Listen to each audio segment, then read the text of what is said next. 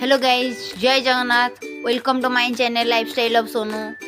PG रे आज बहुत बोर लगुला से मु आ मो सांग बाहर बुलवाई बाटर बुलू बुलू आम देखी गोटे पाव भाजी दुकान जोड़ा थिला श्री वेंकटेश्वर गारमेंट्स ठीक फ्रंट रे। आम डेरी नक ऑर्डर दे देथिलु गोटे नॉर्मल पाव भाजी जार प्राइस थिला 70। आपन चाहिए आपण मनपसंद बड़ा पाव पाव भाजी ऑर्डर दे परिबे खाई परिबे। आम ऑर्डर दे देथिलु आंटी लगी पड़थिले आम पई मनिया पई आम वेट करथिलु। देखंतु केमती आंटी बनाउछंती।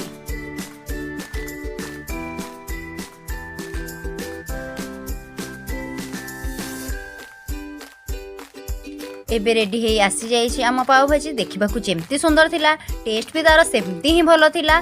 आपण बीटीएम फास्ट रे रोहुतिले कि बीटीएम रे रोहुतिले आपण निहाती आसी एठी ट्राए करंतु आ ट्राए करी टेस्ट करी मते कमेंट करिया पई भूलिबे नाही। मो चैनल को लाइक शेयर एंड सब्सक्राइब करिया पई भूलिबे नाही।